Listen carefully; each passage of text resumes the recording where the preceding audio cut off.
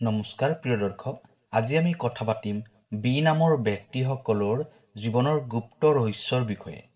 B নামৰ ব্যক্তিসকলে জন্ম মুহূৰ্তৰ পৰাই এটা বিশেষ ভাগ্য লৈ আহে। তেওঁলোকৰ আত্মা সাধাৰণ নহয়, যেন কোনোবা প্ৰাচীন জন্মৰ অসমাপ্ত যাত্ৰা এই জন্মত পূৰণ কৰিবলৈ আহিছে। তেওঁলোকৰ ভিতৰত সদায় এক অস্থিৰতা, এক অনন্ত অনুসন্ধান চলে। মই কোন? মোৰ জীৱনৰ লক্ষ্য কি? মই কিয় এনেকুৱা? এই প্ৰশ্নবোৰ তেওঁলোকৰ হৃদয়ত সদায় গুজৰি থাকে।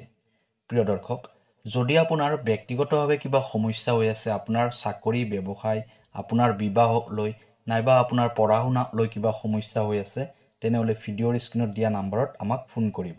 আমি আপোনাৰ সমস্যাসমূহ সমাধান কৰিবলৈ চেষ্টা কৰিম। ভিডিঅ'টো শ্বেয়াৰ কৰি দিব আৰু কমেণ্টত লিখিব জয় মা লক্ষ্মী। এতিয়া হওক ভিডিঅ'ৰ পৰৱৰ্তী অংশলৈ যাওঁ। বি নামৰ ব্যক্তিসকলৰ চিন্তা শক্তি গভীৰ আৰু জটিল। আপুনি সকলোবোৰ কথা গভীৰভাৱে ভাবে। বাহিৰৰ পৰা চালে সৰু কথা যেন লাগে, কিন্তু আপোনাৰ মনত সেই কথাৰ এনেকুৱা 100টা ব্যাখ্যা ঘূৰি থাকে। আপুনি নিজৰ মানসিক জগতত মানুহবোৰক সঁচাকৈ উপলব্ধি কৰে, কাৰণ আপোনাৰ অন্তৰ্জ্ঞান অদ্ভুতভাৱে জাগ্ৰত হৈ থাকে। বহু সময় আপুনি কিবা এটা আগতীয়াকৈ অনুভৱ কৰে। কাৰোবাৰ মিছলীয়া মুখ, কাৰোবাৰ হৃদয়ৰ দুখ, কাৰোবাৰ আগমনৰ সংকেত। সেইবাবে বি নামৰ ব্যক্তিসকলৰ একো কথাই অৱহেলা কৰা উচিত নহয়। তেওঁলোকে নীৰৱ হৈ থাকিলেও সকলো বুজি পায়। বি নামৰ ব্যক্তিসকলৰ জীৱনত ভাগ্যৰ চূড়ান্ত খেল দেখা যায়। কেতিয়াবা ভাগ্য আপোনাৰ ওপৰত আশীৰ্বাদৰ দৰে থাকে, আৰু কেতিয়াবা সেই ভাগ্যই আপোনাৰ পৰীক্ষা লয়, যেন সহনশীলতাৰ সীমনা পৰ্যন্ত। আপোনাৰ জীৱনত কষ্ট, বেদনাৰ সংখ্যা অতি বেছি, কিন্তু আশ্চৰ্যজনকভাৱে আপুনি প্ৰতিটো আঘাতক শক্তিৰূপে গ্ৰহণ কৰে। যেতিয়া এই পৃথিৱীয়ে আপোনাক হেৰুওৱা বুলি ভাবে, তেতিয়া আপুনি এক নীৰৱ শক্তিৰে পুনৰ উজ্বলি উঠে।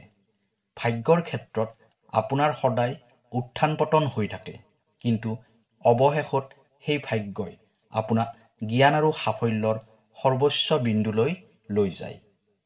প্ৰেমৰ ক্ষেত্ৰত বি নামৰ ব্যক্তিসকল একেবাৰে বিশেষ হয়। আপুনি প্ৰেম কৰে মাত্ৰ এজনৰ সৈতে, অন্তৰৰ গভীৰতাৰে, নিঃশব্দে, শুদ্ধভাৱে। যাক এবাৰ ভাল পায়, তেওঁক জীৱনৰ শেষ পৰ্যন্ত মনত ৰাখে। প্ৰেমৰ মাজত তেওঁলোকৰ বেছি কথাৰ প্ৰয়োজন নাথাকে, মাত্ৰ দীপ্ত নীৰৱতাই তেওঁলোকৰ ভাষা হয়। কিন্তু আপুনি যেতিয়া ভাঙি যায়, তেতিয়া একেবাৰে ভিতৰৰ পৰা ভাঙি যায়। বহু ক্ষেত্ৰত সেই আঘাতে আপোনাক আত্মনিষ্ঠ, অকলশৰীয়া আৰু চিন্তাশীল কৰি তোলে। প্ৰেমত প্ৰতাৰিত হ'লে আপুনি মনে মনে আঁতৰি আহে, কিন্তু সেই প্ৰেমৰ স্মৃতি জীৱনৰ শেষ নিশ্বাসলৈ মনত থাকি যায়।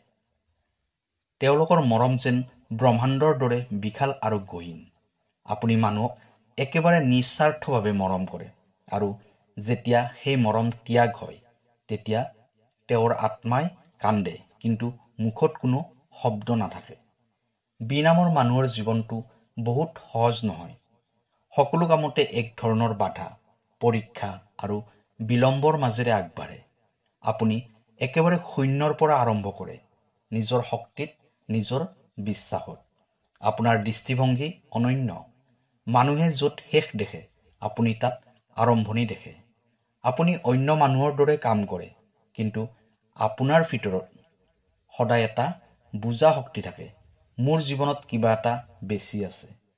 এই বুজা শক্তিটোৱে আপোনাক সময়ৰ আগত উন্নত কৰে। বি নামৰ ব্যক্তিসকলৰ মাজত গুপ্ত শক্তি থাকে। আপুনি জ্যোতিষ, তন্ত্ৰ, ধৰ্ম, ধ্যান, ধাৰ্মিকতা এই সকলোতে গভীৰ আগ্ৰহ ৰাখে। আপোনাৰ অন্তৰাত্মা ব্ৰহ্মাণ্ডৰ সৈতে সংযুক্ত হৈ থাকে। কেতিয়াবা আপোনাৰ সপোনবোৰ সত্য হয়, কেতিয়াবা আপুনি আগতীয়াকৈ বিপদ অনুভৱ কৰে। আপুনি পবিত্ৰ স্থানত গ'লে মনত শান্তি পায় আৰু মানসিক শক্তি পায়। যদি আপুনি নিয়মিত ৰূপে ধ্যান কৰে, ৰাহু আৰু কেতু সদৃশ গ্ৰহৰ প্ৰভাৱো আপোনাৰ জীৱনৰ সংগী হৈ পৰে। বি নামৰ ব্যক্তিসকলে নিজৰ ভিতৰতে যুদ্ধ কৰে। আপুনি বাহিৰৰ পৰা বহুত দুখ পায়, কিন্তু সেই দুখ প্ৰকাশ কেতিয়াও নকৰে। আপুনি আনক সহায় কৰে যদিও নিজৰ মন দুখত ভৰি থাকে। বহুত সময়ত আপুনি সমাজৰ মাজত থাকিও অকলশৰীয়া অনুভৱ কৰে, কিন্তু সেই অকলশৰীয়াই আপোনাৰ শক্তি, কাৰণ সেই সময়ত আপুনি নিজৰ আত্মাৰ সৈতে সংযোগ স্থাপন কৰে। বয়স বৃদ্ধি হোৱাৰ লগে লগে আপুনি জীৱনৰ গভীৰ অৰ্থ বুজিবলৈ আৰম্ভ কৰে। আপুনি ধন, যশ, পদবীৰ পৰা আঁতৰি আহি মনৰ শান্তি আৰু আত্মজ্ঞানৰ সন্ধান কৰে।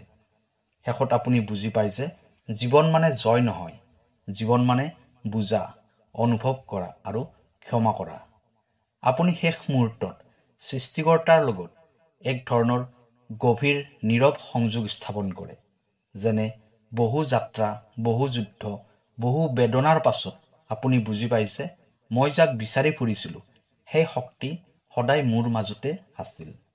বি নামৰ ব্যক্তিসকলে যদি নিজৰ অন্তৰৰ সত্যটো চিনিব পাৰে, ভয়, সন্দেহ আৰু কষ্টৰ ওপৰত জয়লাভ কৰে, তেন্তে তেওঁলোক পৃথিৱী সলনি কৰি দিব পাৰে। তেওঁলোকে জন্মৰে পৰা এক গুপ্ত শক্তিৰ বাহক। তেওঁলোকৰ জীৱনটো যেন এটা পবিত্ৰ যাত্ৰা, য'ত দুখ, প্ৰেম আৰু পোহৰে একেলগে মিলি থাকে। তেওঁলোক আকাশৰ এক নীহাৰিকা, দীপ্তিমান কিন্তু নীৰৱ। তেওঁলোকৰ অস্তিত্ব নিজে এটা কাব্য, য'ত প্ৰতিটো দুখেই এটা শিক্ষা, প্ৰতিটো বেদনাই এটা আশীৰ্বাদ। প্ৰিয় দৰ্শক, এইখিনিয়ে আছিল বি নামৰ ব্যক্তিসকলৰ জীৱনৰ গোপন ৰহস্য। ভিডিঅ'টো যদি আপোনাৰ ভাল লাগিছে তেনেহ'লে চেনেলটো ছাবস্ক্ৰাইব কৰিব। কাইলৈ আকৌ লগ পাম অন্য এটা ভিডিঅ'ত। ধন্যবাদ।